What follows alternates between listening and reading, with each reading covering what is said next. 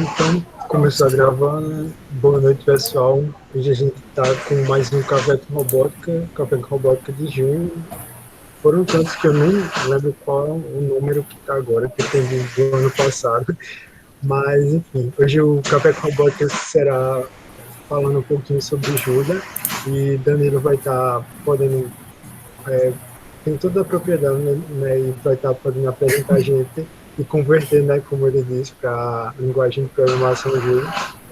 E ao longo do café vocês podem ir tirando dúvidas e comentando, falando um pouquinho o que vocês acham da linguagem. No primeiro contato que eu tive com o Danilo, ele gostou muito de saber os paralelos, né, da linguagem com Python, enfim. Eu acredito que agora também seja uma boa oportunidade, né, para quem quiser fazer um paralelo ou comentar, melhore até o andar do café com robótica. Então, espero que seja proveitoso para vocês. Gostaria de agradecer a Danilo por ter aceitado o convite. E agora eu passo a palavra para vocês. Então, olá, pessoal. Obrigado pelo convite aí de vocês. Então, para quem é de fora, esse é o pessoal de robótica da UFCG, o ramo do I3E RAS. E eu estou aqui vindo falar como várias faces aí. Sou engenheiro do Virtus agora. O Virtus é um órgão suplementar da UFCG, então ele faz parte da UFCG. E aí, deixa eu ver qual é a melhor forma de eu compartilhar a tela. Eu quero compartilhar essa tela aqui. Então, vem aquela famosa parte aí. Digam se estão vendo a tela. Pronto, dá para ver sim. Tem Beleza. Ed, né? Machine. Isso mesmo. Isso aqui é a página do Virtus, tá? Para quem ainda não conhece o órgão, tá, vou mandar aqui o link para vocês para terem uma ideia. Então, ele começou faz poucos anos, e enquanto eu estava terminando meu curso, estava crescendo o Virtus. Quando eu fui fazendo estágio e mestrado, eu vi que tinha uns projetos muito interessantes lá. Então, eu pensei, eu acho que eu vou voltar um pouco para a terrinha, né, da graduação, e ver como é que estão os trabalhos por lá. E aí, nisso, o célebre professor Marcos Moraes de vocês, né, acho que muitos já tiveram contato, ou pelo menos ouviram falar, ele é ótimo para propor ideias. Então, se você algum dia diz, nossa, não sei o que fazer com tal programa, não sei o que fazer de TCC, etc., você chega nele e sai com 20 ideias em 5 minutos. E nesses papos, ele chegou para mim e apresentou a linguagem Julia. Ele disse, Danilo, você vai achar um negócio bem massa, ó. Esse negócio aqui de linguagem Julia. Aí eu, tá, mas qual a diferença? Não, ela é dinâmica, ela faz isso, ela faz aquilo. Mostrou alguma coisa do manual, ele foi mostrando as coisas mais simples. Então, se for aqui no manual, tem coisas matemáticas, operadores e tal, e eu não fiquei tão impressionado a princípio. Só que, à medida que a gente foi conversando, eu fui vendo como tem várias coisas bem expansíveis na linguagem. Então, como a gente consegue colaborar facilmente com outras pessoas, como tem uma base bem sólida de computação científica, e como eu estava super interessado para tentar usar essa linguagem e ver o que eu podia fazer com ela, né? Então, com isso tudo, juntou várias coisas, juntou esse desejo do Virtus por inovação e por estar sempre tentando propor para a gente fazer novas coisas, estar na fronteira, não só fazer o trabalho que todo mundo faz, que eu comecei a estudar por fora a Julia, e eu comecei a ver se tem algumas aplicações na minha área. Então, como eu falei lá na biografia, eu estou trabalhando no laboratório X-Men, laboratório de microeletrônica, né? A sigla é até bem engraçada para quem não conhece, mas é o Laboratório de Excelência em Microeletrônica do Nordeste. Ele surgiu com um projeto de financiamento sobre aprendizagem microeletrônica, e ele foi crescendo, e agora é parte do Virtus, e a gente oferece serviços de microeletrônica. Então a gente faz circuitos, a gente faz design, verificação e back-end de circuitos de microeletrônica. E aí, com tudo isso, nesse contexto e tal, eu estou aprendendo um pouco da linguagem Julia. Eu pretendo, em algum momento, usá-la para alguns projetos de modelagem, talvez machine learning, etc. Mas, primeiramente, toda vez que eu tenho uma ideia interessante, eu tento propagar o máximo possível. Então, já fui aprendendo, fui falando para outras pessoas, fui colocando no LinkedIn, fui trazendo essas ideias aí, as pessoas foram apoiando também. E teve vários casos positivos já. eu tive que fazer um sistema em Python. Fiz em Python, ele roda em 10 segundos. Fiz em Julia, ele roda em 1 segundo, 1.2 segundos, 1.5 segundos. Um amigo meu precisava usar muito FFT, ele estava usando sempre NumPy, a gente usa NumPy, está sempre acostumado com isso. E, mesma ideia, ele disse, olha, Julia rodou muito mais rápido. E, claro que a gente não fez benchmark nem nada, né? Mas tem essa noção da linguagem. Tanto que, se eu procurar em algum canto por aqui, aqui, deve ser aqui, onde diz Fast, né? Tem essa foto que eu vou tentar abrir maior para vocês. Aqui, que tem os famosos benchmarks, né, os testes de desempenho aí de Julia. Então, o que a gente pode ver aqui, C está aqui embaixo, e representa a base, né? Então, toda vez que tem essa bolinha azul, seria uma base de desempenho, a menos que diga o contrário, né?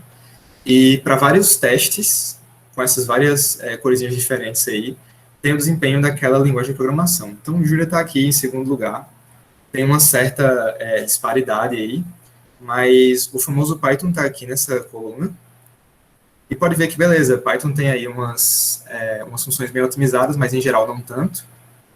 E entra o MATLAB aqui também, né? Que é aquele grande pacote empresarial que todo mundo conhece, que todo mundo usa de uma forma ou de outra, né? E outra linguagem que eu destaco aqui pela utilidade seria o Rust, que é como se fosse o sucessor espiritual de C++. Então, se você ama C++, vá procurar o Rust, que é o futuro, basicamente. Então, vamos seguir adiante. Eu trouxe para vocês algumas coisas em notebook Jupyter, que eu acho que todo mundo já usou alguma vez na vida. Mas, antes disso, eu queria saber se tem alguma dúvida dessa parte, se tem alguma coisa a comentar, algum caso também, um amigo meu falou tal e tal coisa, ou algum receio aí. Vou esperar, tô olhando aqui bem direitinho pro chat. Se quiser abrir o microfone também, viu? Poderia ser, né, até algum problema, né, que alguém teve com a linguagem de programação por ser muito lenta, né? Uhum. Pronto, esse é um ótimo gancho para a primeira coisa que eu quero fazer. Então, fazer uma enquete rápida aqui.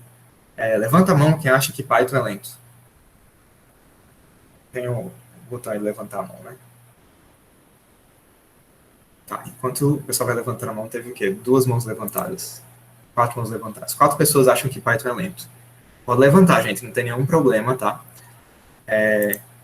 Enquanto as mãos vão lentamente levantando, eu venho aqui na documentação de Julia. Aqui.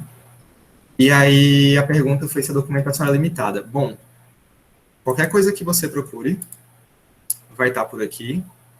E eu vou mostrar bem direitinho que é bem interessante como a documentação está introduzida na linguagem de programação mesmo. Em geral, eu achei bem completa, tá? E o pessoal que faz isso, aí vem também quem é que está fazendo, né? É o pessoal do MIT, e eles têm esse foco em vender o produto deles, e o produto que eles vendem é o serviço de computação rápida. Então, a linguagem é totalmente aberta, os pacotes todo mundo usa, porém, se você tem uma empresa, e aí é muito fácil de eu procurar aqui empresas, eu digo muito fácil, mas eu não sei qual é a parte do site. Cadê aqui? Poxa, eu queria muito esse site. Como é que eu baixo aqui? Simplesmente quem usa a linguagem Julia. E entre outras empresas, outros casos de sucesso aí, tem a Pfizer, por exemplo. Não acho de jeito nenhum. Enfim. A Pfizer usa o BNDES, usa o INPE, usa também várias empresas grandes, empresas de vários tipos de tecnologia, seja a parte científica, seja essa parte de finanças. E recentemente um professor da UFPB até postou no e-mail, né, que eu ainda estou recebendo lá a lista de e-mails, perguntando se tinha alguém experiente em Julia para transformar um código lá de finanças de Julia 0.6 para Julia 1.5. Então, realmente está tendo um boom nessa área, e eu vou explicar por quê. Bom, 3 pessoas levantaram a mão, vocês podem baixar a mão agora, quer dizer, 4 pessoas, né? Levantaram a mão, e aí eu fiz o seguinte, eu fiz esse código aqui,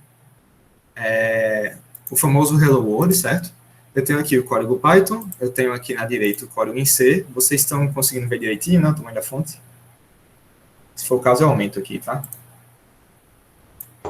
Aqui tá tranquilo. Beleza, gente. Então, é aquele teste simples. A gente vai no terminal, no nosso carinha que executa, e testa. Então, eu fiz um teste aqui de Hello World, ele compilou aqui, ele chamou o executável e executou. E eu posso fazer a mesma coisa com Python, chama aqui o hello.py e ele executa também. Se eu quiser pegar a pesada do benchmark, aqui no Linux eu posso fazer esse time aqui, né? E tem esses números todos que a gente pode ver. Então, por exemplo, o tempo do sistema aqui de fazer essa coisa toda de ser foi um pouco mais lento, etc, etc. Mas o foco não é esse. O foco que eu queria trazer é quanto tempo leva para programar uma coisa em Python e quanto tempo leva para programar uma coisa em C++, né? Então, eu tenho que saber quais são as bibliotecas padrão, eu tenho que saber qual é a função direitinho, eu tenho que colocar o int main, aqui eu até esqueci de colocar o return zero, né? Então, tem que ter todos esses parâmetros, todas essas coisas, e tudo isso entra no tempo do programa. E outro fato interessante também é o tempo de compilação, né? Se você pensar nisso, pode ser entendido como uma latência e tal. Então, eu tenho que compilar, eu tenho que fazer make, e depois eu tenho que executar o programa. E às vezes esse tempo de compilação é muito lento e algumas pessoas até assim perdem dias de trabalho porque tal programa está compilando ou está tendo falha para compilar. Beleza, Pedro. Isso é interessante porque eu estava fazendo um curso de C agora e tem várias coisinhas do tipo, quando a função está assim sem parâmetro, tem que colocar void em C. Disseram que era obrigatório, mas o compilador deixa passar, né? E o famoso, né, em vez de inteiro, colocar void aqui. Mas aquela coisa, C tem muito controle, só que é uma linguagem um pouco antiquada hoje em dia com essas alternativas. De novo, recomendo Rust. Todo mundo que usa Rust como substituto de C++, fala coisas muito boas. Eu ainda não testei, algum dia eu teste e eu trago para vocês também. E tem que pensar também que o Python ele já resolve isso um pouco, porque tudo está pré-compilado, tudo é código C pré-compilado. Então, você não tem esses problemas. O que você tem aconteceu um problema, ele diz a linha que teve aquele problema na hora da execução, e você segue adiante. Então, se a gente for aqui no GitHub de Python, a gente pode achar a linguagem aqui e pode confirmar isso. Aí, como é que a gente confirma isso? A gente vem... Onde é que está a linguagem Python em si? Nossa, quanto repositório. Eu pensei que eu ia chegar aqui e achar um Python, né? Vou tentar aqui mais um... não tem um repositório Python da linguagem Python. Tá. Creio eu que seja Python. Não sei se alguém teve essa curiosidade. Por quê? Python é só a casca, né? Só a linguagem de tradução lá, e as pessoas implementam esse back-end, essa forma de rodar Python em vários famosos back-ends. Então, CPython seria a linguagem C executando a linguagem. Aí, qual é o ponto interessante aqui? É que 35% do código, eu vou dar um zoom a mais aqui para dar uma olhada, 35% do código é C, 62% é Python, e tem outras linguagens no meio aqui também. Esse resto costuma ser documentação, costuma ser alguns testes, etc. Mas isso é interessante. Se vocês nunca tiverem essa curiosidade, tipo, qual o percentual de qual linguagem está naquele projeto, né? Esse aqui é C, e uma curiosidade de Julia é que a maioria do código em Julia é escrito em Julia, tirando, claro, o código base, que segue a mesma regra. Tem que ter uma linguagem base, no caso C, C++, porque são aquelas linguagens que falam com o computador, mas a maior parte é Julia. E aí eu vou fazer esses parâmetros para vocês. Então, eu estou falando muito da linguagem, estou falando que ela é linda, maravilhosa, tem todas essas funcionalidades aí, mas qual cara tem Julia, né? Aí, para fazer isso, eu vou abrir o Jupyter Notebook. Um detalhe no processo também, eu tenho que abrir o servidor aqui do Jupyter, eu tenho que, enfim, carregar os dois cadernos aqui. Eu vou abrir lado a lado aqui esse caderno. Abre aqui na esquerda aqui. Aqui na direita. Pronto. Tá. Vamos manter Python na esquerda e Julia na direita aqui. Então é o seguinte, eu fiz uma série de operações básicas nas duas linguagens de programação. Eu deixei disponível aqui, nesse GitHub. para quem tem curiosidade, para quem quer seguir junto, dar uma olhada no código depois. Eles são cadernos. Eu não sei exatamente como configurar cadernos em todos os sistemas, mas para quem usa Python, qual é a ideia de um caderno? É que você pode colocar texto, você pode colocar código e você pode passar para outras pessoas facilmente isso. E outra coisa, se eu executar uma vez, executei essa célula uma vez aqui, a saída vai ficar gravada. Isso que é útil para passar, para ensino, etc. Então, o que é que eu vou fazendo aqui? Eu vou parte a parte, executando na esquerda e na direita, e a gente vê o que acontece. Então, estou executando uma célula, usando a seta para passar, Shift Enter para executar, e tudo aqui na esquerda é o Python que a gente conhece. Então, soma é o símbolo mais, menos seria subtração, multiplicação acontece entre um inteiro e um ponto flutuante, ele retorna um ponto flutuante, né, que tem aquele ponto ali fracionário, divisão, aquela barra, resto de divisão, porcentagem, e potência são dois asteriscos para simbolizar vezes. E aí a mesma coisa em Julia aqui na direita. Então, para começar a usar esse notebook em Julia, aqui no meu eu tive que instalar o tal do kernel Julia, que está escrito aqui em cima. Que é basicamente a máquina de operação, né, o que vai executar as coisas. Então, se a gente for seguir a mesma sequência, né, eu tenho a soma igual, aí ele demora um tempinho só para iniciar o sistema, mas depois ele vai normal, na mesma velocidade. Aí eu trouxe aqui só como detalhe para vocês, então, primeira discrepância entre Julia e Python. A potência não é executada com dois asteriscos, a gente usa o acento circunflexo. E eu deixei aqui no notebook, porque nota como ele pensa nos usuários em Python, né? Usuários de Python, em que ele já explica aqui, olha, use o acento circunflexo em vez desse aqui para exponenciação.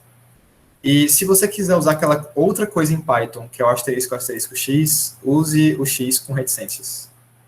Certo até aí? Então, por enquanto, vocês estão vendo que é bem familiar, certo? Tem alguma dúvida por enquanto? Tem alguma coisa que eu estava falando e eu me empolguei demais aí? Vocês podem ir falando, gente. Enquanto isso, eu vou tomar um gole do meu chá aqui.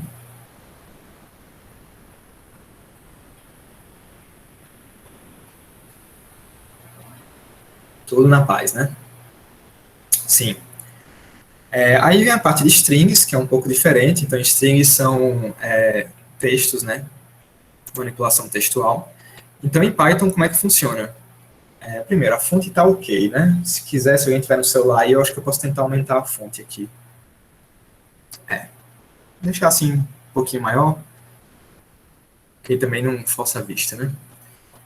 Então, em Python a gente pode usar aspas duplas para dizer que é um string, a gente pode usar aspas simples para dizer que é um string, e a gente pode usar 3 aspas simples para dizer que é um string literal. Então, você coloca alguma coisa lá dentro, um barra n, contra barra n, né? E ele entende desse jeito, eu posso colocar aspas dentro, né? Porque é um string literal. Salvo engano, né? Vamos ver se eu estou me confundindo aqui. Pronto. Então, eu posso colocar aspas simples, eu posso colocar várias coisas aí dentro, basicamente todos os caracteres que a gente tem aí dentro, e não tem nenhum problema. Já em Julia tem um pouco de diferença. Aspas duplas sempre são strings, você não pode fazer string com aspas simples. Depois, aspas simples é só um caractere, então eu fiz aqui, ele mostra todo esse código do caractere. Por enquanto eu não sei como acessar essas partes aqui de categoria, tá? Mas eu acho que é bem útil para quem mexe muito com texto, para quem tem que manipular texto, etc. E string literal são 3 aspas duplas em vez de aspas simples. Aqui tudo tranquilo, né? E aí agora eu trago a parte de funções, que são as partes assim principais de cada linguagem. Com as funções você tem aqueles bloquinhos de construção para fazer coisas maiores, né? Então, o que eu fiz foi, eu coloquei uma função aqui que eleva ao quadrado, a única coisa que ela faz é, recebe uma entrada x, eleva ao quadrado e retorna esse valor. Fiz a declaração, está lá declarada, eu posso colocar o número 3 e elevar. E aqui eu fiz um teste de colocar um range, né, então colocar vários números aí dentro, uma sequência de números, e tentar elevar ao quadrado. E aí eu não consigo elevar ao quadrado. E aí eu quero perguntar aí para o pessoal super afiado em Python, como é que eu faço para resolver isso? Vocês têm alguma solução? Vocês já fizeram alguma coisa assim? Não se acanhe. Pode abrir o microfone, Pode não abrir o microfone, mas eu espero vocês digitarem, tá bom? E se não souber dizer, eu não sei.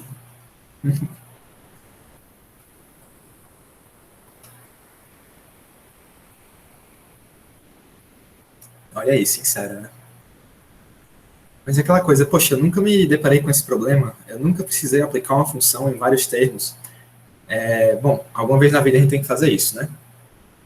Então é o seguinte, de cabeça, eu sei que existe uma função chamada map. Então eu apertei ESC, apertei B para colocar uma célula lá embaixo, porque eu já sei mexer em notebook, né? Mas na dúvida tem esse botão aqui que ajuda. Então, deixa eu ver se existe a função map aqui. Eu vou testar. Map. Então deve existir a função aqui. Como é que essa função de mapear? Ela recebe uma função, recebe uma lista e aplica a função a todos os elementos da lista e retorna essa lista. Certo? Não precisa ser muito longe, gente. Só um map. Aí é engraçado porque o map de Python, eu estou pensando aqui, ele retorna umas coisas bem absurdas. Mas vamos tentar aqui para fins da ciência, né?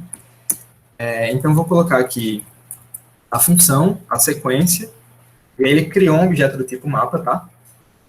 Isso é uma coisa típica de Python aí. É que nem a lista. Nossa, como é que eu pego uma lista desse aqui? E agora eu preciso de alguma função que junte tudo isso. Então, deixa eu tentar fazer com a tal da compreensão aqui. Esse aqui funciona. Não funciona, ele só colocou a função dentro da lista aí. Então, eu vou executar a list aqui. Eu acho que isso existe em Python ainda. E pronto, está aí a função aplicada em todos os termos. É quase isso, Lucas. O que o range retorna é um iterador para tudo que você colocou lá dentro. É um monte de termo técnico aí. Então, o que é que ele faz? Ele é bem econômico, porque ele só tem referências. Ele diz, olha, eu vou começar do 0, eu vou terminar no 2, que é o que significa o range 3 aí no caso, mas ele não guarda nenhum valor desses. Então, ele é super eficiente na memória, e o pessoal que sempre reclamava de velocidade em Python adora isso. Quem tem que colocar, por exemplo, um range de 1 milhão de elementos, né? Você não guarda 1 milhão de elementos na memória, você sempre guarda a referência do começo, a referência do final, e onde é que eu estou agora. Então, já fica aí mais uma dica para vocês, como é que eu pego uma função e aplico em todo mundo. Tem essa função map aqui. O que é que ela faz? Eu passo uma função, então nota que eu não passei a função abrindo e fechando parênteses, eu passo a referência da função lá, o nome dela, e na direita eu coloco uma lista aqui, uma tupla, qualquer coisa que eu queira. Então, se eu quiser ser bem literal aqui, eu posso colocar a lista, assim, certo? Ele executa. Eu acho que eu posso colocar tupla também, né? Qualquer coisa que tem mais de um elemento deve caber aqui dentro. Só para ele colocar um valor diferente, né? 25 aí, 25. Vocês entenderam essa parte, né? Então, aquela coisa, você faz em uma linha, você tem a função map aí que ajuda, mas vamos ver como é que é em Julia. Então, a primeira coisa que é interessante aqui em Julia, do meu ponto de vista, é que ele tem essa forma de declarar funções como se fosse matemática. F de x igual a x ao quadrado. Se quiser, eu posso até colocar f aqui. F de x igual a x ao quadrado. Então, o pessoal de matemática vibra com essa parte, né? Você pode colocar uma função literal aqui dentro. Eu declarei a função, ele diz que é uma função, eleva ao quadrado genérica com um método. Essa parte de genérica é porque não tem um tipo especificado aí, então ele diz que qualquer tipo que entrar, ele vai tentar levar ao quadrado. E aqui eu declarei outras funções de outras formas, só para mostrar para vocês outros tipos de declaração. Então, eu posso fazer function, colocar o nome da função, colocar um retorno, colocar um end. Isso aqui é extremamente parecido com o MATLAB. Eu não sei se o MATLAB é exatamente igual, mas é extremamente parecido. Acho que é assim que o MATLAB faz. E a outra coisa em Julia é que a última linha da função já é o retorno. Então, o retorno fica redundante. Eu sempre coloco como uma boa prática, assim, para quem, sei lá, vem de C, C++, não bater o olho e ficar, meu Deus do céu, o que ele está fazendo aqui dentro? Ele está executando uma coisa e está dentro da função, né? Não, Julia sempre vai retornar essa última linha. O que você colocar na última linha, retorna. Então, eu coloquei alguns testes aqui. Nesse teste, vou colocar eleva 3 aqui para ficar mais interessante. Então, eleva ao quadrado, como aconteceu antes, ele sai aqui, número 9. Eu coloquei aqui uma range, mesma coisa do range 3 aqui, só que no formato MATLAB, né? Então, número inicial, 2 pontos, número final, e ele vai colocar números inteiros no meio, então ele vai colocar o número 1 aí. E eu coloquei o operador, ponto aqui, que é chamado de operador broadcast. ele espalha essa função para todo mundo que está dentro. Então, notem o seguinte, eu peguei uma função que foi definida para uma entrada, e eu consigo fazer esse broadcast se eu tiver um array aqui dentro, se eu tiver uma lista, se eu tiver esse range aqui e tal. E aí, se eu mostrar para vocês, eu posso modificar aqui, eu posso colocar o range que eu quiser, ele retorna como um vetor, porque eu entrei um range, tem que sair um range. E aqui em Julia, ele já trata assim bonitinho, ele diz que é um vetor de 5 elementos do tipo int64, por quê? Ele olhou aqui para o range, viu que tinha tipos inteiros, e ele disse, eu vou criar uma coisa com tipos inteiros aqui para facilitar a minha vida, e fez aqui. E só para mostrar que o eleva a 4 também sai a função, né, sem o retorno, está aí, 10 elevado a 4. Então, os 4 zeros aí no 10. Pronto, isso aí também, para fazer a compreensão. Isso eu vou mostrar lá embaixo. Mas muito bem, Pedro. Olha aí, tem uma pessoa afiada em Python aí. Bom, por enquanto, eu achei incrível isso. E vocês? Porque isso aqui sou apenas eu. Eu, quando vi essas coisas, eu falei, caramba, eu posso fazer isso. Eu não preciso fazer aquelas coisas. Não preciso fazer uma comprehension. Não preciso de range. Eu coloco uma coisinha assim. Eu fiquei impressionado com essas coisas. Quase choro. Pois é, já apareceram os coraçãozinhos aí. Coraçõezinhos. Então, isso aqui para mim já foi um game changer, né? Mudou completamente para mim a minha vida. Mas vamos seguir adiante. Então, eu coloquei aqui fluxo de controle, então if else, esse tipo de coisa, né?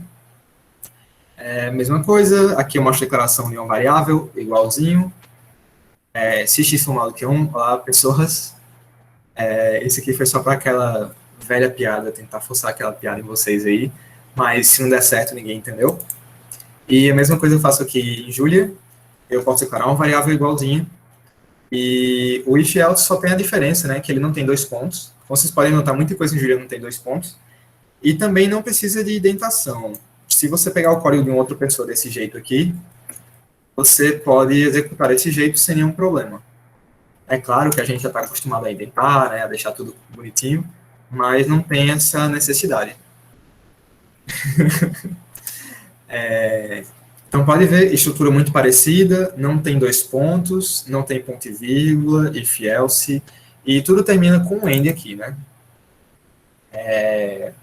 Todo bloco aqui, se for um bloco só de if, termina com end no lugar do else, se for if else, depois end aqui. Se for um if, else, mesma coisa, eu vou mostrar mais tarde.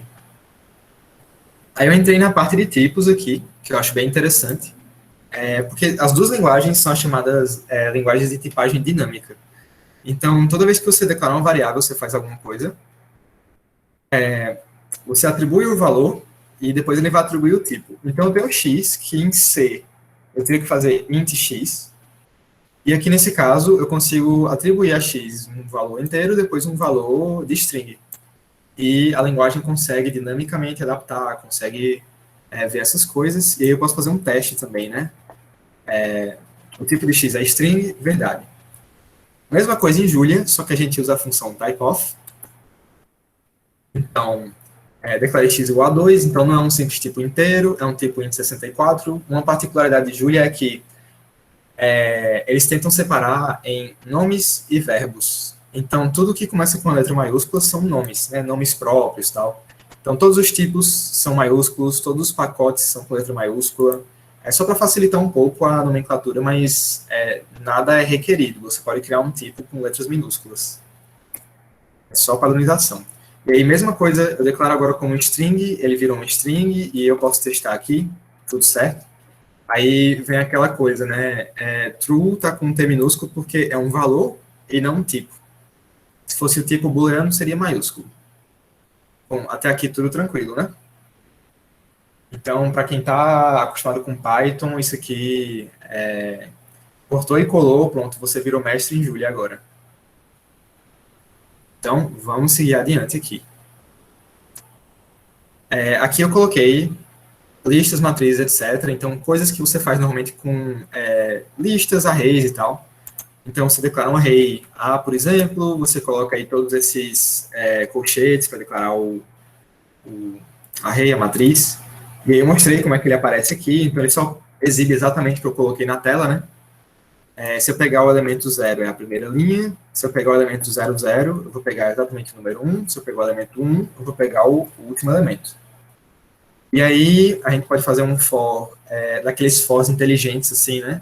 Então, para cada elemento em A, para o número em cada elemento, imprime o elemento. Então, o que eu estou fazendo eu estou pegando cada linha, e aí eu posso colocar aqui para a linha em A, né? Posso deixar assim mais explícito. E para número em linha. Então, vai ser aquela coisa, ele vai pegar essa linha aqui, vai pegar um número de cada um que tiver lá, então vai pegar 1, 2, vai imprimir na tela, a gente espera uma coluna aqui. Só porque eu mudei, né? Tem número. Aqui, pronto. Vou imprimir 1, 2, 3, 4, né? Imprimir em sequência, ler da esquerda para a direita, de cima para baixo e tal. Essa é a forma de Python de iterar. Aí agora a gente vai para a Julia. Então, para fazer o equivalente, eu tentei deixar bem em paralelo aqui.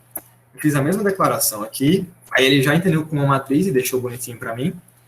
Só que tem uma diferença, né? Vocês perceberam que em vez de ser 1, 2, 3, 4, é 1, 2, 3, 4, mas seguindo coluna primeiro, né? Isso é bem importante em Julia. A gente vai chegar daqui a pouquinho lá. Então, mesma coisa, eu exibi aqui a matriz. Se eu pegar o primeiro elemento, ele encara como número 1. Então, em Julia, os índices eles começam no número 1. Aí tem aquele problema, nossa, então tudo que eu aprendi de Python foi por água abaixo. Foi, mas aí você pode fingir que está aprendendo MATLAB também. Então, tem seus pontos positivos e negativos aí. E tem essa notação de matriz. Então, toda vez que eu tenho uma matriz, eu quero acessar o elemento 1, 2. Então, elemento 1, 2, segunda coluna, primeira linha. Esse elemento aqui. Eu, particularmente, achei um pouco mais intuitivo fazer assim desse jeito, em vez de fazer com colchetes alinhados, assim, né, em cadeia e tal. Mas aí vai de preferência de cada um e vai também do costume de cada um, né? Isso aí são só detalhes da linguagem. E em Julia, a gente não tem aquela coisa de colocar o -1 aqui, por exemplo, né, que Python tem para colocar o final, mas ele tem esse nome especial end aqui, que é o mesmo end usado em todas as outras coisas lá em cima. Então, eu estou dizendo que eu quero a primeira linha do elemento 1 até o elemento final. Então, eu peguei a primeira linha aqui.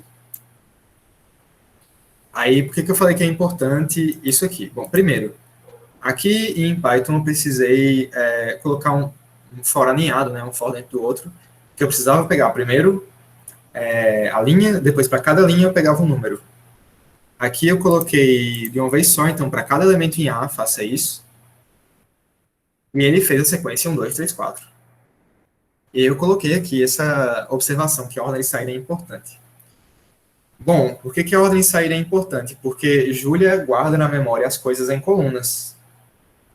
Então, quando a pessoa estiver processando alguma coisa, primeiro, se eu quiser processar uma matriz, usar alguma coisa, usar o eleva ao quadrado aqui, eu posso usar essa forma, que é uma forma linear, né? Então, eu estou pegando elemento a elemento, e a forma que ele guarda na memória isso aí vai ser 1, 2, 3, 4. Então, ele vai otimizar aí o tempo de execução. Só uma coisa interessante, se você quiser, você também pode acessar por índice, e aí você coloca o famoso IJ aqui, então for I entre 1 e 2, for J entre 1 e 2, você consegue acessar elemento a elemento, como a gente está acostumado, né? Então, uma linha por vez. Mas claro, você está trabalhando com alto desempenho, tem isso em mente, mas não precisa decorar também. A documentação de Julia tem toda uma seção sobre desempenho lá, ele fala para você, olha, quando for acessar elementos de matriz, quando for processar esses elementos de uma matriz, processe coluna por coluna. Você, beleza. E aí eu sigo adiante, falo bem brevemente aí sobre dicionários e comprehensions. Então vamos lá, até aqui, né, antes de eu chegar nesse ponto, tem alguma dúvida, alguma curiosidade aí? Enquanto eu vou tomando meu chazinho aqui, né? Seguir a ideia do café com robótica.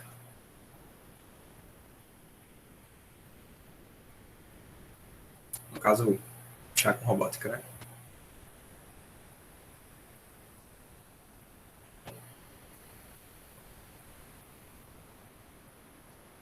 Bom, tá tranquilo, né?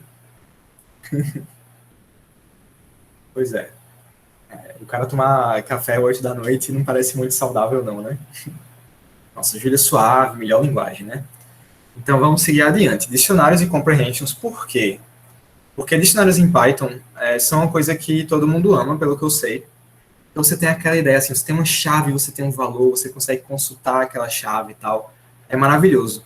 Então eu coloquei aqui, por exemplo, um dicionário de senhas. Coloquei aqui a senha de Danilo Nestor, criei aqui o dicionário, se a pessoa quiser acessar aqui, ela faz simplesmente senhas e coloca o nome da chave, então posso colocar Danilo aqui. E aí o sistema retorna a minha senha. E mesma coisa se eu colocar aqui Nestor, retorna aqui a senha de Nestor, que é uma senha super segura, né? Era super segura até agora, até eu revelar, mas boa sorte. E aí eu mostro as comprehensions também, que foi, como foi falado antes, né? Então o Pedro colocou aqui a comprehensions, aí foi engraçado, deixa eu voltar aqui para ver o código. Foi quase esse código aqui, só foi o range que era 3, né?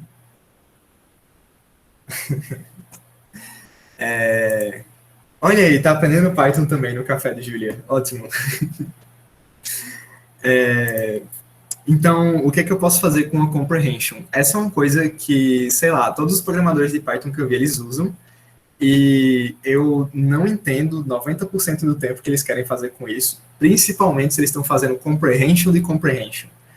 Aí não tem o que fazer, é uma coisa bem assim, você coloca uma coisa dentro da outra, e for, e aí bota a comprehension ali, aí você...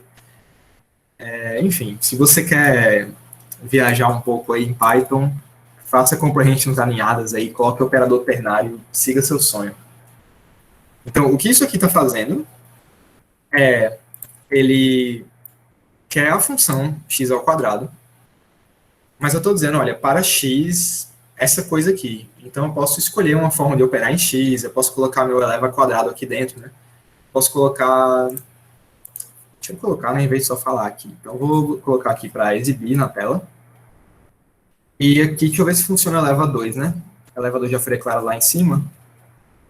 Então, eleva 2 de x, x está lá em cima, executo aqui, funciona. Só para ver que a gente está realmente executando a função, eleva 2 de x mais 1. Então, até aqui tudo bem, né? Isso aí o pessoal de Python ama. Em Julia é levemente diferente, a notação é levemente diferente, né? Então, para fazer um dicionário, em geral eu faço dessa forma aqui, eu coloco dict para dizer que eu estou iniciando um dicionário.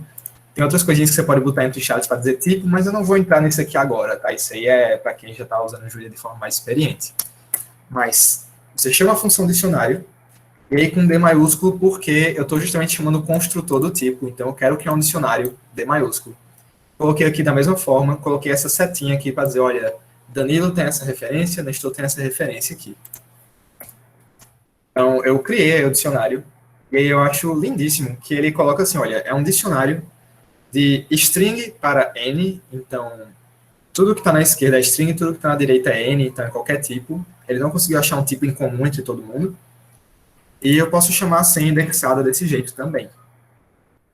E para mostrar para vocês aqui, eu fui fazer da mesma forma que fazia no Python.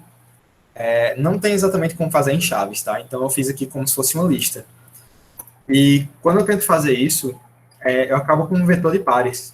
Aí eu fiquei até surpreso com isso. Então, olha que interessante. O dicionário, ele pode ser construído com pares, e um dicionário contém pares. Mas se eu quiser, eu posso usar os pares isoladamente, eu posso ter um par ordenado, eu posso ter uma coisa levando a outra, enfim. Então tem um vetor de pares aqui, quaisquer que sejam os pares. E aí eu posso acessar como se fosse um vetor, porque é um vetor. Então, eu quero o primeiro elemento dessa lista aqui, e eu quero o primeiro elemento do par aqui. Se eu colocar o segundo elemento, eu espero a senha aqui. Certo? E eu mostrei para vocês essa função aqui, só para vocês verem que tem essa forma de acessar pares, que é bem interessantinha. Você pode chamar first ou last, ele vai pegar o primeiro ou o último elemento do par. Então, o último elemento do par, que seria o par aqui, deixa eu exibir o par inteiro, né? Esse aqui é o par, Danilo e a minha senha. Eu posso pegar o primeiro do par, e aí eu pego só Danilo, e eu posso pegar o último do par, e eu pego só a senha. E para mostrar comprehension, eu fiz da mesma forma aqui. Então, essa loucura que existe no Python existe em Julia também, porque, como eu falei, o pessoal ama comprehensions. E eu não entendo muito bem, mas tá aí. Então, até agora, tudo tranquilo, né? Eu acho que vocês estão assustados até com o próximo título. Mas, tudo tranquilo, eu consigo fazer as relações um para um aqui, eu consigo trabalhar bem com minha vida. Então, agora a gente vai para o tópico que eu chamo de computação científica séria, com S maiúsculo. E por que eu dei ênfase nisso? Porque qualquer pessoa que está trabalhando com Python, que diz, agora vou arregaçar as mangas aqui, vou começar o computing, importa NumPy as NP. Vamos refletir um pouco sobre isso. Pensa que você fez um pacote de computação super poderoso para Python. Aí você fez, vou colocar na documentação aqui. Por exemplo, gente, você pode fazer import NumPy as NP. E aí todo mundo na vida começou a usar isso. Todo mundo que já aprendeu Python alguma vez na vida que usa NumPy começou a usar isso. Então, eu só digo isso para vocês. Pensem muito aí nos exemplos que vocês fazem quando você está criando uma coisa nova, quando você está experimentando um método novo. Diz, por exemplo, vou fazer assim. Todo mundo vai usar esse seu exemplo desse jeito. Tá bom? Fica aí essa revelação. Então, qual é a coisa que a gente normalmente faz com NumPy? Com NumPy, a gente cria arrays. E por que a gente cria arrays com NumPy? Porque eles são mais eficientes em Python. E eles são bonitinhos, né? Ele é um array agora, ele tem lá as coisinhas. Eu posso ver o tipo do array, eu posso fazer coisas com ele, eu posso multiplicar e tal. E aí, mesma coisa, eu posso ver qual é o elemento zero aqui, eu vejo. Eu posso declarar um array do tipo B, eu vejo. E aí, eu fiz essa brincadeira aqui que eu criei um array, um vetor, no caso, linha, com um vetor coluna. Então, eu pergunto para vocês, mestres da álgebra linear, o que é que eu espero nessa saída aqui? Então, vamos lá. Duas linhas, x, uma linha, 1x2. Uma linha, duas colunas. Duas colunas, uma linha. Então, eu espero que a saída seja 1 por 1. Não é isso? Vocês viram aqui a equação, né? Então, é 1x2 e 2x1. Aí você pega o da ponta aqui. Vocês estão vendo, né? Ótimo. Então, tem que sair um elemento 1 por 1. Então, a gente cruza os dedos agora e executa.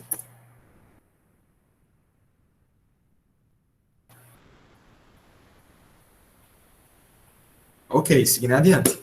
Quando eu faço B vezes A, aí realmente agora eu tenho um elemento que é 2 por 1, com um elemento que é 1 por 2, tem que ser um elemento 2 por 2. Mesma coisa que a equação está clara aqui na tela, né? Pronto. Então eu executo de novo e sai um elemento 2 por 2 e você fica feliz. Só que o programa não fez o que você esperava. Que eu esperava, no caso, né? Eu criei dois arrays, eu explicitamente disse que tinha uma ordem para eles exibiu na minha tela dessa forma. Eu acho que se eu colocar um size, até vou colocar aqui só de curiosidade, então eu vou colocar um size B aqui, np.size, né, desculpa, tem que colocar np em tudo agora. Size o shape. Shape de B aqui, e aí eu coloco np de shape de A também. Então, assim, exatamente, Pedro. Esse é um probleminha, né? Então, vamos seguir a sugestão de Pedro. Pedro, experiente em Python, experiente em NumPy. Vamos lá fazer isso. Dot A, B, porque isso aqui é uma função. Executo. Saiu a resposta que a gente queria. Perfeito. E aí, agora a gente faz np.dot de B vezes A. E deu um problema. As shapes não estão alinhadas. Eu não consegui fazer isso e tal. Mas, assim, isso aqui é para fins dramáticos, né? Eu não consegui executar. Mas vamos seguir adiante. Seguindo adiante, sabendo que eu, que sou cientista, estou só preocupado com o resultado, eu não consigo usar diretamente os operadores aqui, certo? Eles não fazem exatamente o que eu espero, né? Eu nem sei se tem como fazer ponto asterisco em Python aqui. Não tem não. Bom, Então, cuidado apenas, né?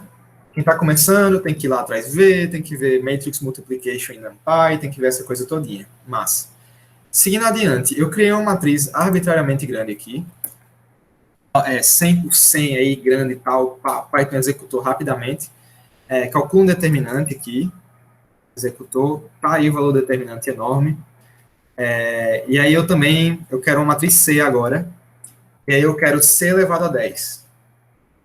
Então, tá aí a matriz, eu quero C elevado a 10, então eu executo isso. Não foi o que eu queria.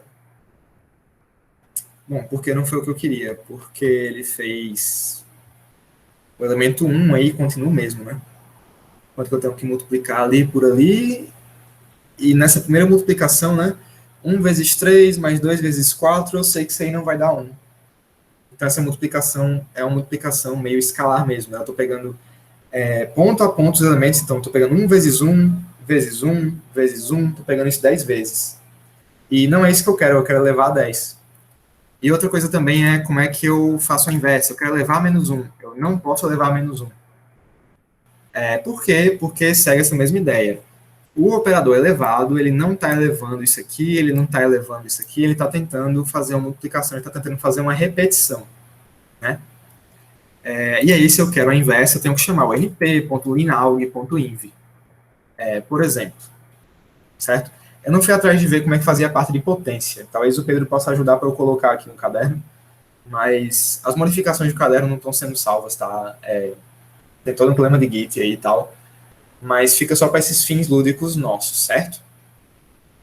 Então, eu destaco esses pequenos problemas. Quais são os problemas que eu destaco? Você tem que sempre importar NumPy como NP. Tudo que você usa de NumPy tem que ter esse NP antes. Você fica, eu queria tirar esse NP daqui, mas não, ele está preso aí. E a outra coisa é que as operações não são óbvias como elas deveriam ser. Então, A vezes B, B vezes A não é óbvio. O dot também não está óbvio, que eu não consegui fazer ao contrário, porque explicitamente ele disse que a matriz A não era uma matriz 1,2 ou 2,1. Ele só abstraiu e disse, ele está trabalhando com coisa unidimensional aqui, então não precisa de segunda dimensão, né? E aí é problemático. Acho que para resolver, se eu quero resolver mesmo, se eu for fundo, eu acho que eu posso fazer isso aqui. Será que resolve? Eu acho que resolveu. Não sei. Vamos ver no futuro se isso resolveu. O que eu fiz foi colocar mais um colchete aqui para ele encarar o tamanho de A, né, como uma matriz, né, como se fosse bidimensional mesmo. Agora vamos para a forma Julia de computar de forma séria, tá? Então é o seguinte, aqui eu trago a forma séria de fazer em Julia. Então a forma séria seria, eu pego o construtor de array, porque eu quero criar um array, ou podia ser um matrix também, mas eu botei um array porque eu estou mais acostumado com notação. Depois eu mostro como é que faz com matrix, é igualzinho. Coloquei os elementos aí, coloquei daquela mesma forma no Python, então, como eu estou criando 1, 2 e 3, 0, né, eu coloquei os elementos com espaço entre eles, que aí gera 2 colunas, aqui, e como eu queria muito, muito, muito sério mesmo, eu disse que era float 64 o tipo de dado aqui dentro. Isso dá para fazer no NumPy também, tá? Para quem está curioso, você pode fazer dtype igual a float aqui, e aí agora apareceu um pontinho aqui dizendo que eu consegui explicitar o tipo. E aí a gente segue adiante. Eu declaro aqui um vetor de uma forma simplificada. Deixa eu ver aqui, linaug multidot. Certo. Estou dizendo, numpy.linaug. E aí eu vou fazer a mesma operação aqui em Julia. Então, A vezes B, B vezes A, matriz grande. Vocês viram a diferença da coisa, né? A vezes B é uma matriz vezes outra matriz. B vezes A é uma matriz vezes outra matriz. Tá certo? Então, aquela coisa. Esse dot aqui, pronto. Seria equivalente a esse dot aqui, né? Uma barra sem querer. Então, a diferença do resultado. Aqui na esquerda a gente tem o do NumPy correto, né? Que aqui em cima eu fiz errado. Mas se eu soubesse NumPy, se eu fosse habituado tal, eu faria desse jeito aqui. E aqui a forma como acontece em Julia. Então, multiplicação é multiplicação, que nem aquela brincadeira lá do Senhor Incrível, né? Matemática, matemática. Então, vamos seguir adiante. Aí tem uma coisa que eu gosto muito em Julia é que NumPy faz parte da biblioteca padrão. Não tem para onde fugir. Então, por que a gente vai fazer computação científica se a gente sempre tem que chamar NumPy? Por que NumPy não virou uma linguagem de programação? E aí eu sempre uso NumPy como padrão, né? Isso era uma bronca aí que eu tinha com Python, mas tudo bem. Vamos usar a Julia aqui. Para ser, assim, gentil, né? Eu uso esse pacote de álgebra linear aqui, porque não tem determinante na linguagem padrão de Julia, e até porque eu acho que eles juntaram tudo isso aqui no pacote de álgebra linear, porque quem gosta de álgebra linear otimiza para isso, então faz pacotes específicos. E aí eu faço determinante também, por enquanto nada de runtime, porque eu não tive tempo de preparar um exemplo que fosse muito impressionante em relação a runtime, tá? Mas isso aqui seria mais para mostrar os básicos. Então, para a matriz C, C elevado a 10 é realmente C elevado a 10, certo? E C elevado a menos 1 é a inversa de C, como deveria ser. Tudo bem até aí? Quem gostou, respira.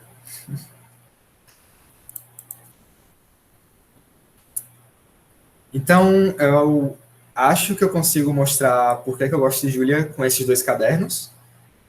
Python é ótimo, é aquela coisa, eu acho legal essa coisa aqui, mas eu prefiro esse, sabe? Esse cara aqui.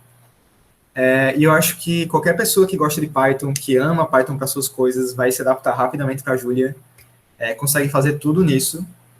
E, bom, depois desses notebooks aqui, eu trouxe um extra para vocês. Então é o seguinte, cadê meu navegador? É o seguinte, eu vou sair daqui.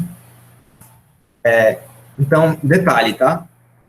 O que eu tive que fazer com isso tudo? Eu tive que baixar um aplicativo chamado Jupyter Notebook, eu tive que escrever os cadernos lá, e eu tive que usar esse ambiente externo aí, no terminal, tá, para montar as coisas. Python tem um negócio chamado Pluto Notebook. Por quê? Porque eles gostam de planetas também, aparentemente, e eles fizeram Plutão em vez de Júpiter. Então, o que eu vou fazer aqui? Eu vou iniciar o terminal em Julia. Essa aqui é a primeira vez que eu mostro para vocês o lindíssimo terminal Julia. Já está vendido, né? Cheio de cores, eu amo cores e tal. Mas brincadeiras à parte.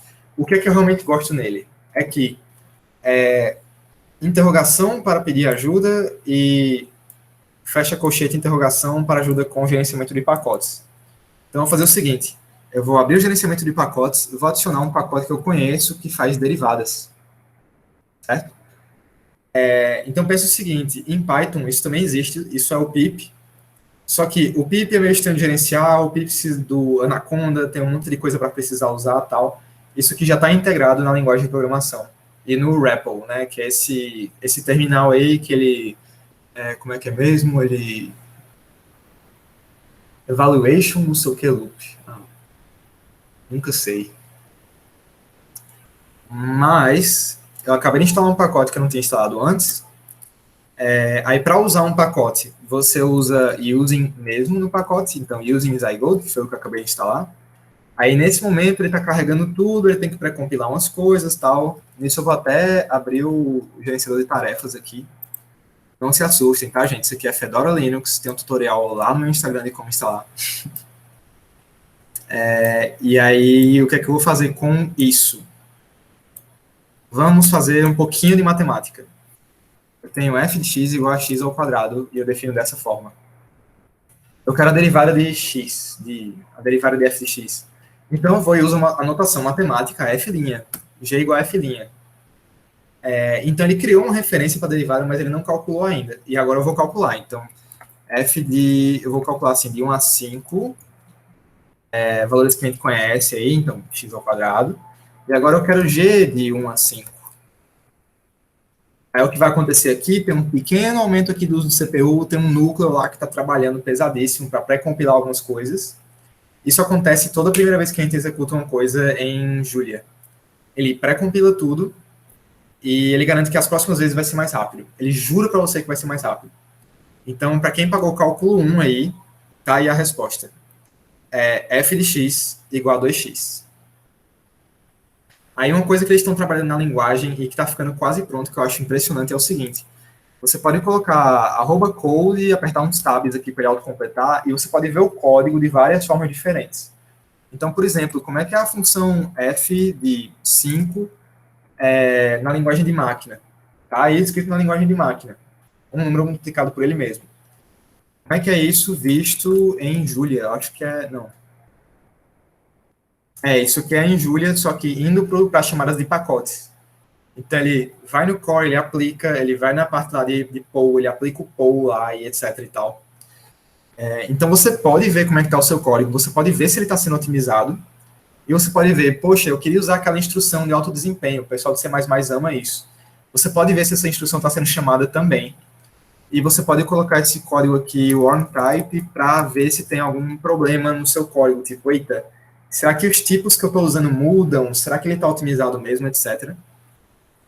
Mais o impressionante que ainda vai surgir aí é que você pode fazer isso com essa função derivada. Eu digo, você pode fazer porque, por enquanto, está um pouco estranho. Então, a função é 2x. 2x, para quem já pagou aula de lógica, né, circuitos lógicos, significa um shift para a esquerda. Então, ele está executando aqui a função de máquina shift para a esquerda. Aí eu fico, tá, mas eu queria ver a derivada na tela, como é que eu vejo essa derivada na tela? O máximo que ele pode mostrar por enquanto é isso, sabe? Esse tipo de código de máquina, assim, e tal. E essa forma aqui que não ajuda muito, porque ele basicamente está dizendo, eu chamei as formas aqui de calcular a derivada e eu tenho um cálculo da derivada aqui. Mas aquilo foi a primeira vez que eu executei a função. Agora, se eu quiser executar uma segunda vez a função derivada, o que acontece? Então, eu quero a derivada aplicado de 1 a 100. Executou instantaneamente. Ele tem essa forma bonitinha de mostrar os números, quando ele chega no final do terminal, ele coloca reticências e etc, etc. E não gasta nada de CPU, porque ele já pré-compilou tudo. Aí eu pergunto, tá, e agora eu quero a derivada da derivada, como é que eu faço? Tá bom, H igual a G', e eu quero H aplicado de 1 a 100 também. Demora um pouquinho, faz lá o cálculo da derivada, coloca na memória e exibe. Então, a derivada de 2x é 2, tá aí exibido na tela. Ele demora bem menos, porque ele já pré-compilou tudo que ele tinha que fazer antes, né, todas aquelas coisas, e deixou aí na tela. Aí eu pergunto assim, mas como é que eu pego alguma ajuda, né, sobre esse tipo de coisa? Bom, sobre derivada em si, eu não sei se funciona, mas você pode apertar a interrogação, ele vai no modo help aqui, e a gente coloca só esse tick aqui de derivada. Ele não achou, né, ele achou que matriz adjunta, ele achou outras coisas aqui com o tick, né. Talvez se eu colocar assim, zygote.tick, né, não achou. Mas enfim, o que eu acho interessante é, qualquer coisa que tem na documentação, você pode fazer a interrogação, você pode procurar aqui dentro, então eu posso procurar function, que eu não sei declarar uma função, ele mostra aqui, e o que está aqui nessa tela é exatamente a definição que está na documentação oficial de Julia.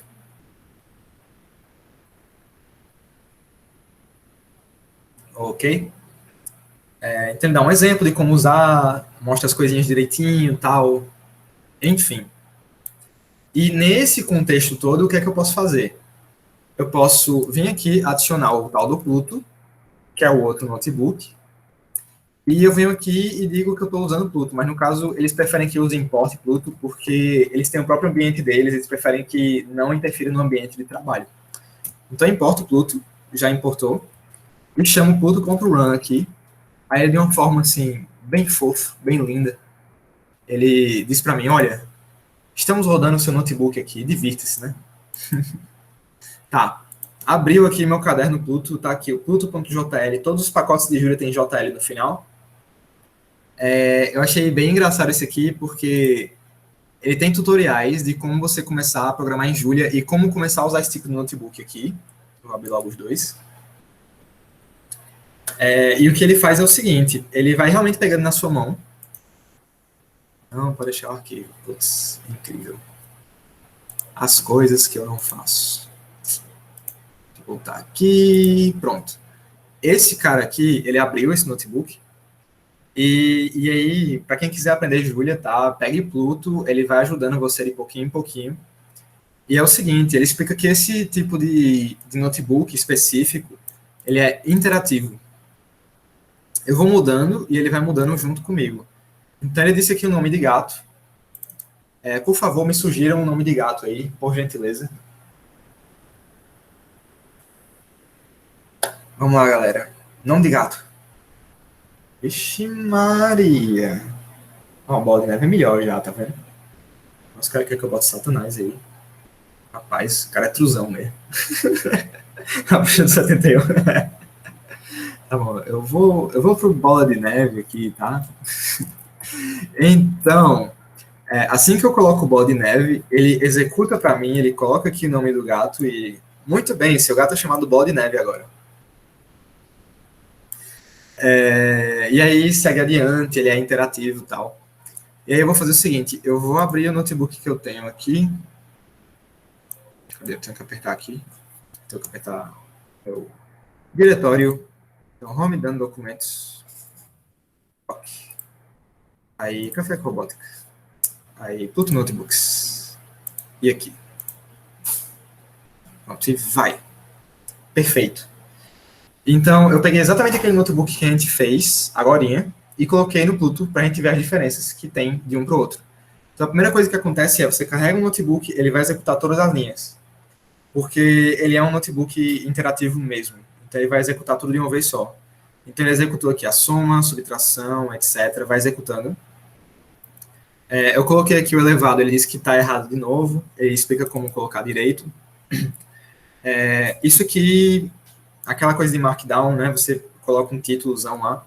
Depois eu mostro como é que está por debaixo aí do capô. Então, string, caractere, string literal, algumas funções, tudo declarado aqui. Eu tive que colocar um begin e um end aqui, porque tem uma coisa bem particular sobre os notebooks Pluto. Ele fala que, olha, tem múltiplas expressões de uma célula. No notebook Pluto, ele quer que você faça uma expressão por célula. Ele acha que é o ideal. Então, você escolhe, você separa em duas células, ou você coloca um begin e end aqui. Eu vou colocar um begin e end, e ele coloca para mim, ele já identa e tal. Vou desidentar agora. Pronto. Executo de novo, executou e seguiu adiante. Qual é a parte boa disso aqui? Ele é reativo. Então, o que é que eu posso fazer? Eu posso pegar a função eleva a quarta e, digamos que eu quero mudar para uma eleva 5 aqui no valor. Assim que eu faço isso, o valor daqui muda. Então, para ficar bem explícito, eu posso colocar só 5 aqui. Ele muda o valor aqui. Você muda uma coisa no caderno e todo o resto reage de acordo e de uma forma super rápida. Aí eu acho hilário porque eles querem deixar tão rápida a coisa, eles querem deixar tão explícito que eles são rápidos, que eles colocam aqui no cantinho o quanto que demorou para executar. Então vocês estão vendo junto, né? Ó, 41 microsegundos, aqui 51 nanosegundos. E você executa várias vezes e vai vendo aqui quanto tempo demora para executar. Porque justamente você já está executando, está vendo quanto é que vai demorar o seu programa, e já tem uma noção de desempenho, uma noção de se você fez uma função ruim e tal. Eu faço a mesma coisa, fluxo de controle, executo aqui da mesma forma, tá? Tipos, ele vai fazer da mesma forma, só que tem um detalhe especial sobre o Pluto Notebook. Você não pode declarar duas vezes a mesma variável em linhas diferentes. Por quê? Porque quando você mexe num canto, todo o notebook é modificado. Linhas abaixo, linhas acima. Então, por exemplo, se eu colocar aqui o x igual a 2, que já existe, ele vai dizer, olha, múltiplas definições de x. Porque x está definido lá em cima. Provavelmente se eu clicar, né, ele mostra aqui já, ó, o x está definido, o erro está aqui. A definição de x múltipla aqui. Então tem esse probleminha, você não pode fazer múltiplas definições aqui, só que a parte que eu achei muito boa dele é essa agilidade, né? Então a gente está sempre trabalhando e ver a resposta logo na frente, se tiver alguma coisa errada ele diz pra gente, se alguma coisa quebrou lá em cima ele vai dizer pra gente. Mesma coisa aqui, matrizes, etc. O for é uma coisa bem interessante, porque já que ele é reativo, ele só pode rodar coisas uma vez e pode ter uma saída por célula apenas, que seria a última linha se for uma célula com múltiplas instruções. Então, a saída desse for aqui acontece no terminal. Tá aqui. Então, eu executo novamente aqui, apareceu de novo no terminal aqui. E provavelmente se eu mudar a matriz, vai mudar no terminal também. Vamos ver isso aqui. Mudou ali. Porque ele vai ver tudo que mudou com essa sua variável e vai executar aquela coisa.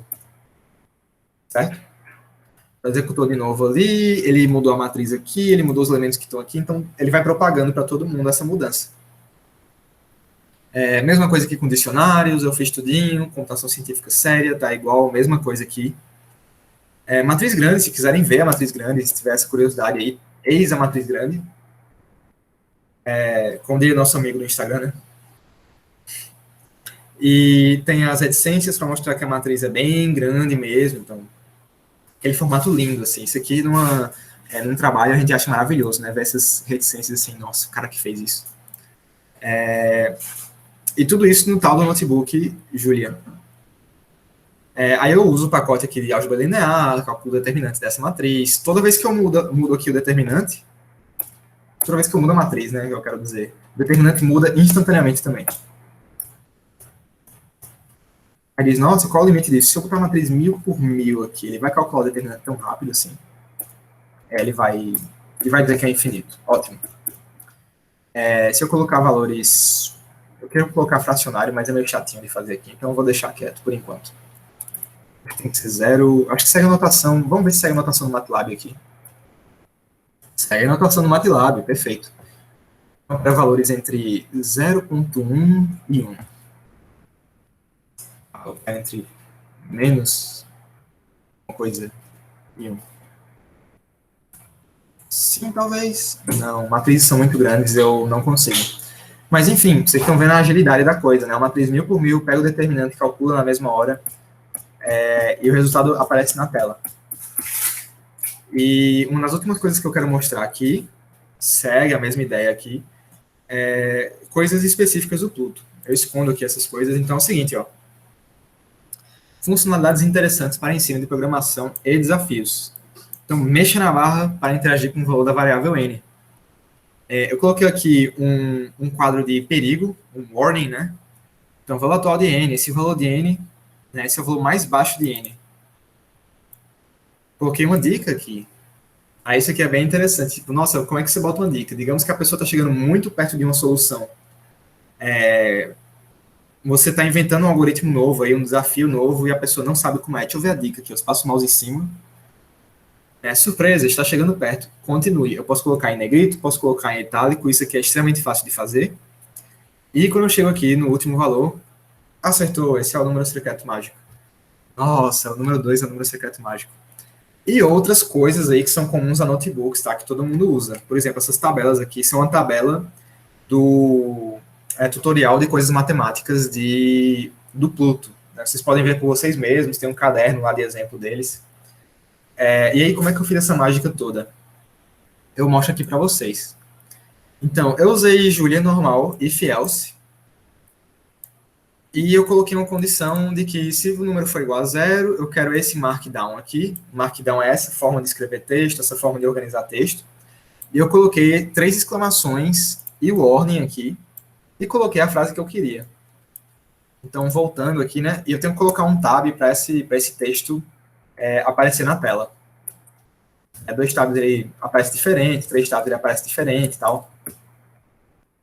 Então, eu posso colocar assim, 2 tabs.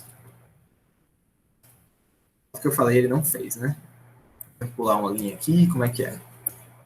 Eu pulo a linha, você formata o texto como você quiser, ele fica bonitinho. Se eu colocar 2 asteriscos, ele fica em negrito. Aí não dá, né? O que eu acho que eu fiz aqui, na verdade, é que eu coloquei no modo código. Então, provavelmente, o que eu executar aqui nessa tela com 2 tabs é aquele modo verbatim LaTeX para quem já usou. Mas a ideia, eu posso, quando eu estou no modo de texto normal, colocar assim, 2 asteriscos e ter um texto em negrito.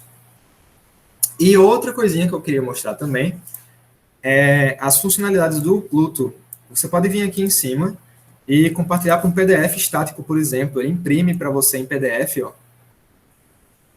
E do jeito que está aí na sua tela, você coloca no PDF. Então, eu vou só colocar assim, teste.pdf, vou colocar aqui na parte de documentos. E ele está gerando o PDF e está aqui para a gente ver. Então, ele coloca o nome do caderno, ele coloca esse negócio do Pluto, margens, etc. Coloca o link para o caderno, se for interessante, que é uma impressão normal, aí você pode tirar essas coisas na opção de impressão. Mas está aqui o seu caderno feito. E aí você pode pensar assim, poxa, eu preciso fazer um relatório. Aí o que você faz? Você faz um relatório em Julia, todo em Markdown, chega aqui, você tira toda a parte que tem código, se for o caso. Você vai tirando. Esse aqui não pode tirar porque é um erro. Mas eu vou tirando, declaração de funções. Deixo aqui só a função declarada. Aqui também. Deve ter uma função aí para fazer isso de forma automatizada, mas eu sou um pouco perdido em relação a isso. Pronto, etc, etc. Eu exporto novamente, e só para mostrar aqui, tem como eu dar um zoom nisso aqui? Então eu vou só sobrescrever aqui o arquivo. Pronto, ele está salvando. Só para mostrar que ele realmente esconde as células. Então, se você quiser escrever um relatório, alguma coisa assim, você pode fazer isso.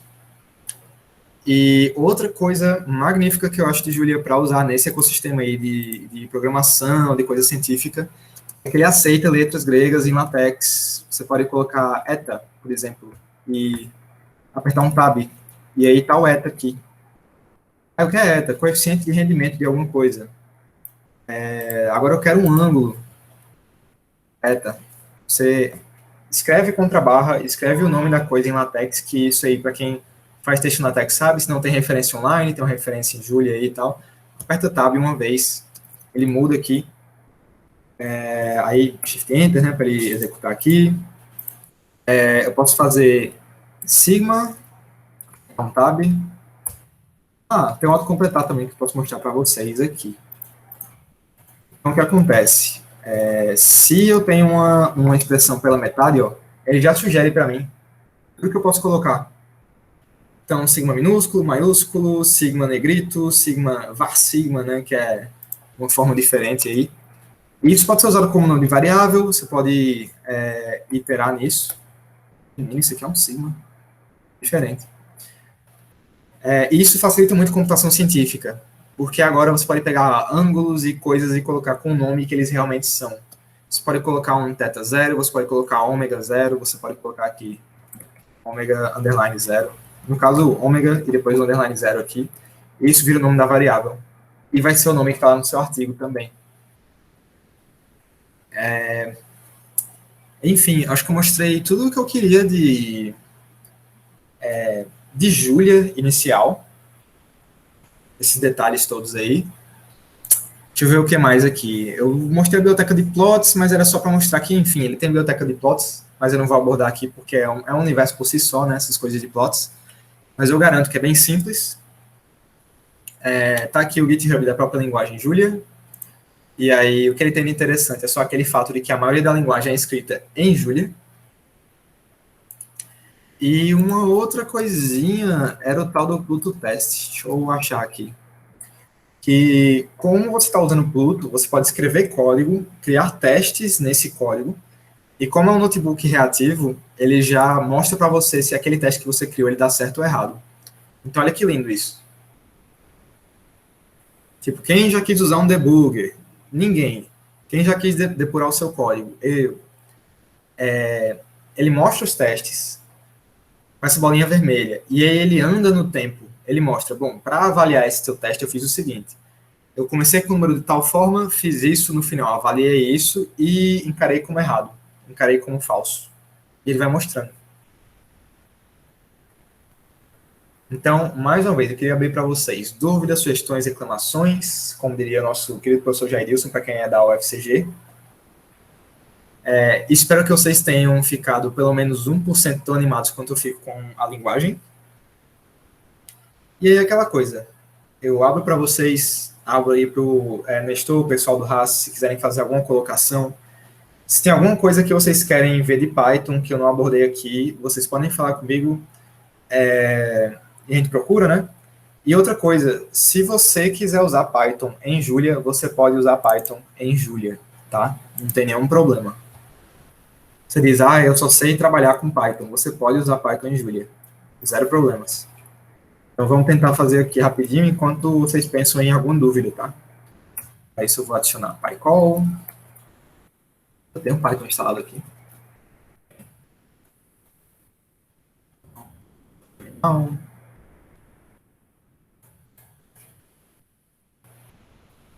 Como é que eu uso? Nem sei. Pode ir falando, gente. Não se acanhe aí.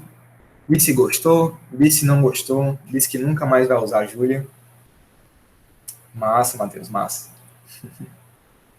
Super promissora, tem um monte de gente usando. E outra coisa muito boa é que ela interage com todas as linguagens, sabe? Se quiser usar C, C++, você usa. Se quiser usar Python, você usa. Eu mesmo, eu não achei um pacote de abrir arquivo zip legal em Julia. Então, eu estava usando o de Python. Cheguei lá, zip file de Python. Import zip file, a ZP, o ZF, né? Usei tudinho e tal. Então, o usage está aqui. PyCall.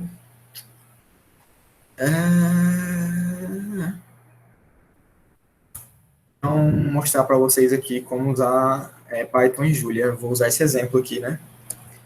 Using PyCall. E aí eu quero math, vai ser a biblioteca de Python, PyImport Math. E aí eu quero, ele importou aqui o objeto Python. E aí com isso ele está dizendo que eu posso fazer seno de math.pi dividido por 4. E para a série de pi sobre 4, que é aquele 0.707. Aí é aquela coisa, se você não quer deixar de usar Python, não deixe de usar Python. Use Python dentro de Julia.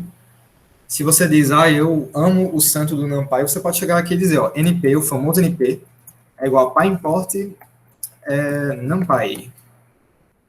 Importei NumPy como NP. Como ironia do destino aqui. Tá igual a np.array, vamos ver se eu consigo fazer um array igual àqueles que eu estava usando, né? E ele criou um array de NumPy aí, que ele trata como um array de Julia, tá vendo? Se eu chamar, sei lá, B de um array, eu nem sei mais o que eu estou fazendo, estou só dando uma olhada aqui no chat e vendo o que a gente pode ver a mais, né? np.dot, A de B, eu posso fazer isso? Eu posso fazer isso, né? BA. Ixi, aí deu o mesmo erro que deu antes. E para resolver esse erro, eu tenho que tratar esse cara aqui como matriz unidimensional, né? E aí, Julia já trata com uma matriz unidimensional, eu amo essa linguagem. E aí, galera? Fala no microfone também, que eu gosto de escutar seres humanos. Opa! Eu sou um pouquinho suspeito, não é para falar, já que tu já tinha me dado aquela introdução no início, mas eu gostei de ver tipo, 2 vezes, deu para pegar algumas coisas que eu não tinha pegado antes, e realmente a linguagem é sensacional. Só acho legal isso que Pedro falou, né, porque a gente já está um pouco acostumado a usar linguagens mais famosas, digamos assim, como Julia, C, C++, e tipo, a transição para Julia não, Python, Eu C, entendi o C++, que você fez aí. deu um, Já está um convertido. Já está convertido. Converti um já. converter. E realmente, tipo, para tá passando, requer um certo tempo, mas eu gostei que tu já mostrou um caminho bem legal para a gente estar praticando, né, e iniciando esse estudo em julho. Isso aqui eu estou só abrindo para quem quer trabalhar com rede neural, etc, né? Esse é o melhor equivalente a TensorFlow, tá? Se vocês têm dúvida aí. E só de curiosidade, e aí, pode ir colocando qualquer comentário, gente. Se tiver alguma coisa, a gente vai trabalhando aqui. Por que Julia é tão rápida, certo? Pelo seguinte motivo. Você pode chamar uma função como methods, que diz quais métodos ao função tem. Eu acabei de chamar essa função, methods, com um asterisco, ou seja, multiplicação. Então, notem, ele tem todas essas funções para multiplicação. Todas, são 300 funções de multiplicação. E como é que é tão rápido? É porque para cada função de multiplicação dessas, existe uma função altamente otimizada que executa aquela operação. Então, por exemplo, nesses pacotes de álgebra linear, etc., ele tem coisas otimizadas para dizer, por exemplo, eu estou com matriz triangular, está aqui, eu estou com matriz triangular com matriz diagonal, o que eu faço? Ele tem um método especializado para fazer isso. Aí eu estou com uma matriz que é, vamos dizer, diagonal com a matriz quadrada, o que eu faço? Estou com a matriz unitária, o que eu faço? E cada função dessas é otimizada para isso. É otimizada em relação à memória, é otimizada em relação ao desempenho, e até os tipos que você tem são otimizados para isso. Se eu quiser criar uma matriz diagonal, não sei se é assim que funciona, diagonal, diagmat, sei lá. Enfim, se quiser criar uma matriz diagonal, ele tem uma função especializada para isso.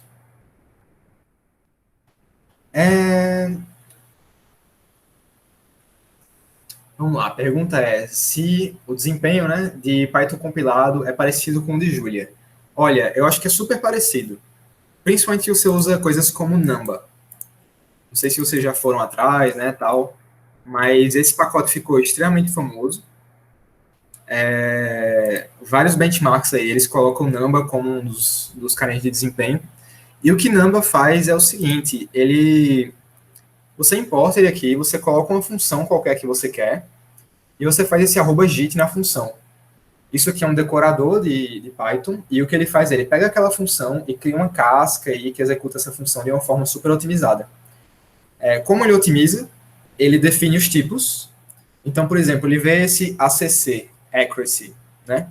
Ele vê que no final ele vai retornar um float. Então, provavelmente, ele já otimiza isso e transforma a accuracy num float aqui. Ou então ele mantém como um inteiro, porque você declarou como zero. Vai fazendo isso com todo mundo, vai pré-compilando essas funções e executa. Aí isso eu acho que é extremamente rápido. E ele usa o mesmo back-end, né, assim, de Julia, que é esse LLVM. LLVM é um compilador aí de baixo nível e tal. E Julia tem até isso. Se eu pegar aquela nossa famosa f de x igual a x ao quadrado, eu posso fazer @code LLVM e colocar aqui a chamada da função. E isso aqui é o que o Numba faz, basicamente. Ele transforma o código, esse código em altíssimo nível, para esse código baixo nível e executa depois. Então, fica bem próximo do C e tal. É claro que tem essa latência de pré-compilar, mas é bem rápido também. Então, aquela coisa, se você já tem projetos andando em Python, não precisa largar nada, né? E se você quiser incorporar Julia, Julia pode ser chamado dentro de Python também. Então, é aquela mesma coisa de, eu quero um código de alto desempenho, vou fazer C++. Você vai aqui, calling Julia Code em Python. E aí tem esses bindings. Eu acho que eu usei uma vez já. É relativamente simples. A comunidade é super aberta a resolver. Isso aqui é um fórum de comunidade deles. Então ele está dizendo, ele usou PyJulia. Isso aqui é de quando? 2017. Hoje em dia já está bem mais maduro esses pacotes aqui. Bem mais maduro aqui. E você consegue chamar um no outro, sabe? Massa, né? Pronto, já tem mais um. Já tem um Numba aqui para você agilizar o seu Python.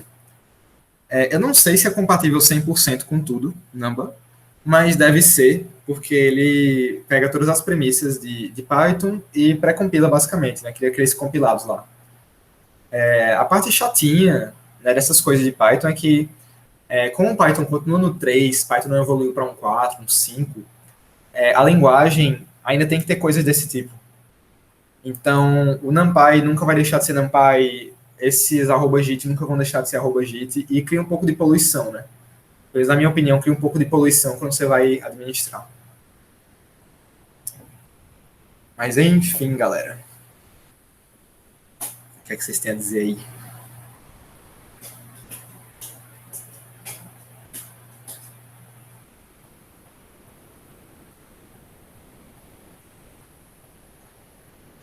Isso é tudo, pessoal. Rapaz, Isso assim, é tudo, pessoal. eu gostei bastante assim, da apresentação. É muita coisa, né? Muita coisa que. Muitos detalhes pra gente absorver tudo, mas foi Uhum. mal. Pois obrigado, Pedro. Obrigado, pessoal. E isso que realmente é a ponta do iceberg. Tem muito mais coisas interessantes aí. Do tipo, se você está fazendo coisas com arrays normais em CPU, tem um pacote chamado CUDA Arrays, ou CUDA Array, vamos ver aqui o que ele mostra. Pode ser esse aqui mesmo, CUDA.jl. Então, a única coisa que você tem que fazer, tá, eles mudaram o nome do negócio. Agora virou um QArray aqui. Parabéns, pessoal.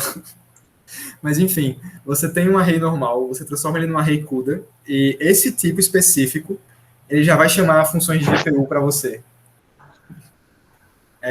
Então, todo o código que você já tinha antes, que funciona normal, que roda rápido em GPU, que roda em ou CPU, né? Que roda em 16 núcleos, você chega lá, onde tiver a menção de array, você bota o array, se o array, e ele vai rodar na sua GPU NVIDIA, se for o caso. É impressionante, eu ainda não tive nada que eu precisei usar isso aqui, mas eu tô doido para testar isso, porque acho que dá um ganho de desempenho muito bom. Bom, Nestor, eu passo de volta aí para você, passo de volta para qualquer pessoa que queira falar também. Só comentando aqui, acho que vou para a parte de te agradecer. Acho que se alguém quiser falar, pode me interromper, viu, pessoal? Não se sintam Vou acanhados. interromper. Devem.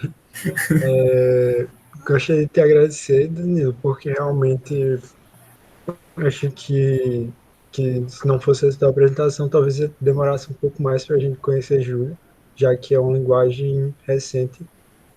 Acho que já tem uma década, né? Ou talvez um pouco menos. 2012, então tá quase lá. Pronto, 2012. E, bom, tem tudo para ter um novo potencial, né?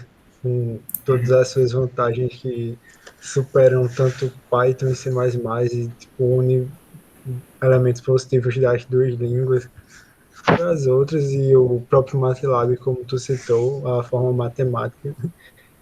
Então, A parte de realmente linguagem não natural, a parte de escrever emojis também. Se você é é defensor do emoji code, você pode escrever emojis em Julia. verdade. Eu tinha até esquecido dessa parte. Um ovo aqui. Foi. É que tava bem pequenininho aqui, agora que deu pra ver. Pronto, mais uma vantagem de Júlia aí. E eu acho que esse café foi bem proveitoso, inclusive se alguém conhece pessoas que gostam de linguagem de programação, conhecer novas linguagens e não poder estar aqui, vocês podem até compartilhar depois esse café com robótica que está sendo gravado, né? E acho que podem contatar Danilo também, se quiser deixar algum Uhum. contato, Danilo, para o pessoal já ir. Sim.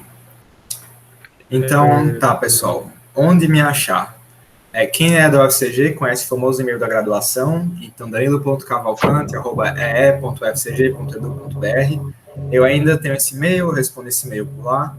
Quem quiser achar no Instagram é Ride My Bike com Y, eu vou colocar aqui. Mas é mais coisa pessoal mesmo, então não esperem muito conteúdo de coisa lá, de programação, etc.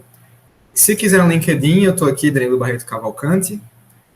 Eu posto umas coisas assim semanalmente, tal, sobre achados interessantes, coisas que aconteceram. Eu até postei ontem sobre o caderno de o Jupyter Notebook para C++, que eu achei bem legal a ideia. E eu só tinha ouvido falar, mas nunca tinha ido atrás, então resolvi ir atrás. E o que mais? Enfim, né? Se não for a coisa pandêmica aí, vocês podem me achar no Virtus, lá no Laboratório X-Men. Então, bloco CI ou no bloco Embedded. Aquela coisa, vamos ver o que é que vai acontecer nesse mundo pós-pandêmico, né? E aí, Vamos. qualquer coisa também, fale com o pessoal do RAS, que aí a gente se comunica.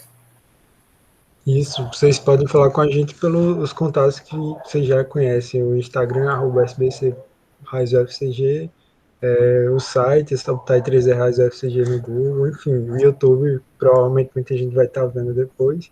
A gente encaminha para Danilo assim que possível. Acho que no mais, eu gostaria de agradecer todo mundo que está participando agora e você aí que está assistindo, né, no YouTube. E já faço esse convite. Vou até para a gravação aqui para tirar a nossa fotinha